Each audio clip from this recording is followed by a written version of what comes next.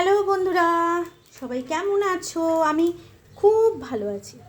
আজকে আমি বানাচ্ছি বাঙালির সর্বশ্রেষ্ঠ প্রিয় একটা মিষ্টি, মানে একটা ডেজার্ট আইটেম বলতে পারো, পাটিসাপটা। তাও আবার ক্ষীরের। এই যে অলরেডি এখানে আমি অনেকগুলো বানিয়ে ফেলেছি, তো দেখতে পাচ্ছ। হ্যাঁ, এই সাইড দিয়ে একটু ভেঙে গেছে, এগুলো ভালো হয়েছে। আর বাড়িতেই আমি বানিয়েছিলাম এই যে ক্ষীর, পুরো দুধকে ফুটিয়ে ফুটিয়ে ফুটিয়ে। এখানে আমার পুরো 1 লিটার দুধের ক্ষীর আছে, তো অলরেডি অর্ধেকটা ক্ষীর দিয়ে আমি বানিয়ে ফেলেছি। আর এখানে আর বাকি ক্ষীরটা রয়েছে, দুধের মধ্যে গুড় দিয়ে একদম টাইট করে বানিয়ে ফেলেছি ক্ষীর।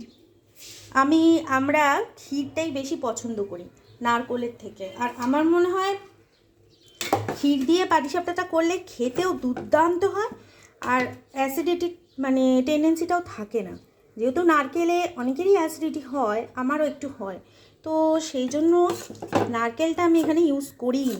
আমি একদম বানিয়ে ফেলেছি ক্ষীরের পাটিসাপটা। উফ, আমার অলরেডি 2খানা পেটে চলে গেছে। তো দুর্দান্ত হয়েছে খেতে, আমি তোমাদের বলে বোঝাতে পারবো না, এত ভালো হয়েছে খেতে। এবার আমি এটাকে মুড়বো। এই এই মোড়াটাই তো মানে আসল ব্যাপার। আমার স্ট্যান্ডটা ফোনে একটু প্রবলেম করছে, তাই জন্য হাতে ধরেই ভিডিওটা করছি। তাই জন্য এই একটু প্রবলেম হচ্ছে, আমি একটু তুলে নিয়ে তোমাদেরকে তারপরে আবার দেখাচ্ছি। তো এই আমার রেডি ক্ষীরের পাটিসাপটা। এখানে অনেকগুলোই প্রায় হয়ে গেছে।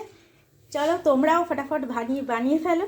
আর আমার ভিডিওগুলো যারা দেখো সময় বার করে, তাদেরকে আমার তরফ থেকে অসংখ্য ধন্যবাদ। আর সবাই খুব ভালো থেকো, সুস্থ থেকো। আবার দেখা হবে নেক্সট ভিডিওতে। টাটা।